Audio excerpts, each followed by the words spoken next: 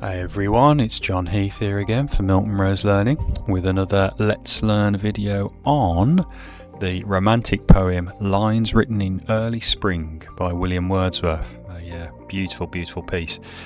Okay, so we're going to kick off with key context because there's some contextual issues that you should know for this poem if you really want to understand it well and get the top grades. Then we'll have a little poetry reading. We'll try and do Wordsworth proud, and then we've got some of the best anchor kind of annotations that need to go into your anthology. Okay, so without further ado, people, let's dive in. Okay, so first off, we have the key context, which is basically the history and the social stuff that was happening at the time. Wordsworth looking very pensive there. You can tell he's a romantic poet. And the French Revolution, which we'll look at in a minute, where it was liberty, equality, and fraternity. Now, let's dive in first then. So we have romanticism and nature's harmony. So this poem was written in 1798 and it was published in a collection called Lyrical Ballads. For anyone who's interested, the poem embodies romanticism, and that was a poetic movement very based around the beauty of nature, as you'll see in a moment, but also very political. The Romantics were very, very political, and they kind of almost pulled their hair out at how kind of mankind was going and how we were kind of hurting each other, and that comes across in this poem. So they retreated into the beauty of nature because the world of mankind was so bad. They celebrated the sublime spiritual beauty of the natural world, and sublime means it's so beautiful and powerful that it almost overawes you. You can't put it into words. The sublime nature of nature itself is a good phrase for your essays.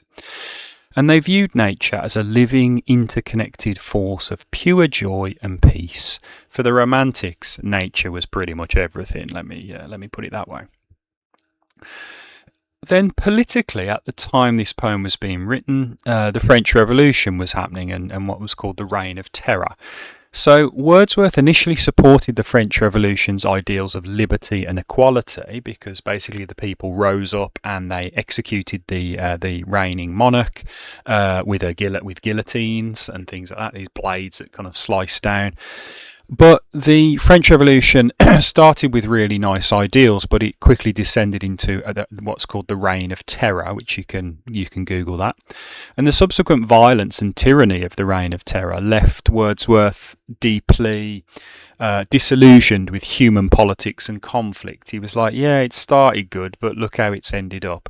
And I prefer nature because nature doesn't fight back and nature doesn't do horrible things like the Reign of Terror. Okay. Then lastly, you need to understand the Industrial Revolution was starting to kick off here. So as Britain industrialised and societal greed kind of grew because these capitalists were abusing the workers left, right and centre, Wordsworth lamented the growing separation between humanity and nature. He argued that industrialisation was probably the worst thing that could have happened to us because we chop down all the trees and the forests and stuff, we just build all these factories and then we belch smoke into the air.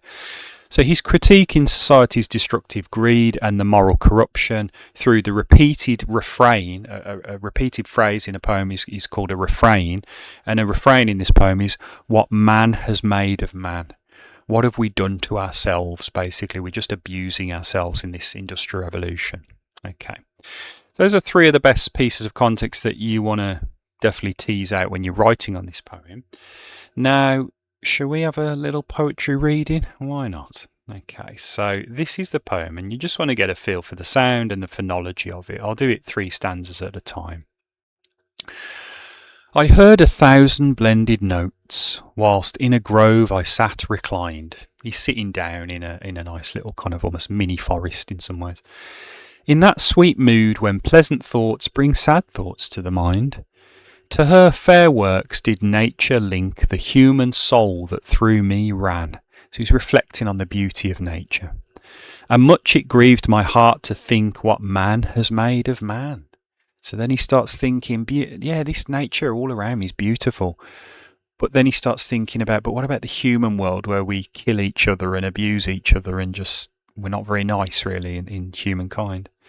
Through primrose tufts in that green bower, the periwinkle trailed its wreaths, and 'tis my faith that every flower enjoys the air it breathes. He's kind of almost personifying the flowers. They're just breathing, and it's all beautiful. Last 3 stanzas. The birds around me hopped and played, their thoughts I cannot measure, but the least motion which they made, it seemed a thrill of pleasure. The birds are just really enjoying themselves. The budding twigs spread out their fan to catch the breezy air, and I must think, do all I can, that there was pleasure there. He's saying the world of nature is so beautiful, so nice, but he's going to juxtapose it with the world of man. If this belief from heaven be sent, if such be nature's holy plan, have I not reason to lament, to be sad about what man has made of man? So he juxtaposes the world of nature, which is beautiful and really peaceful and sublime, but he juxtaposes that with the world of man, which is all politics and money and abusing the weak and kind of, industrializing the world and making things all kind of quite horrible in some ways. So he juxtaposes the two, and that's what the poem whole revolves around structurally. Now, with that in mind, let's look at some really nice annotations. Beautiful flower there, I must say. Wordsworth would be proud with that one. Okay, so we're going to give you some of the best annotations to go into your anthologies. So if you want to just focus on these, and we'll break them down for you. Opening lines then. I heard 1,000 blended notes, whilst in a grove I sat reclined. He's sitting in a nice little grove, beautiful flowers and everything all around him. So auditory imagery, sound imagery basically, at the start, blended notes in that phrase. It captures the effortless, harmonious symphony of the natural world. It is beautiful where he's sitting, okay, and it reflects in that auditory imagery. He has a passive posture because he's surrounded by nature, so he's chilling. So sat reclined, that phrase, it means basically he's lying down. It established a tranquil meditative state, and it allows deep contemplation and sensory connection with this world. He's almost meditating. He's really feeling the connection with nature. And a tone of balance. Remember, tone is the tone of voice of the poet. And that sets up the initial feeling of peace before a sudden shift, or a volta, a kind of shift into melancholic reflection. He's going to become sad when he starts thinking about how bad the world of man is. But we're not there yet. So it starts off with nature's harmony. And 'tis my faith that every flower enjoys the air that it breathes. Okay, let's break that down for you. So personification, enjoys the air, Nature can't enjoy anything because nature isn't a person, so it's personification. But he attributes conscious emotional delight and almost sentience, almost human awareness and consciousness to the flowers. Okay, so they're almost kind of feeling something. You can tell this guy is a romantic poet. Also, there's a pantheistic worldview. Now, pantheism is the belief that God is everything. God is the universe. So God is the flower. God is the food that you eat. God is the water that you drink. Pantheism believes that God is everything. So when he says, "'Tis my faith," obviously the lexical choice of faith frames nature as an interconnected, sacred space where every living thing thrives in mutual joy. This is pantheism in action, basically. You want to research it. William Blake is more famous for pantheism, but it did trickle into Wordsworth work as well, and it would be very good for you for the high grades. Also, there's tactile imagery in this quote, so that's touch-based imagery. Reinforces the effortless vitality and the purity of the natural environment. It's just a beautiful, beautiful place to be, like a sensory paradise. However, we do have a bit of a volta, and he shifts then because he critiques humanity, doesn't he? So, and much it grieved my heart to think what man has made of man. Okay, very good rhythm with that line. So it's a visceral emotion. Grieved my heart. Okay, it saddened him. He's highlighting the deep psychological pain that's caused by human society and conflict, and obviously the French Revolution, which was happening only 20 miles over the English Channel. He's kind of looking at all the death and destruction which happens in human politics.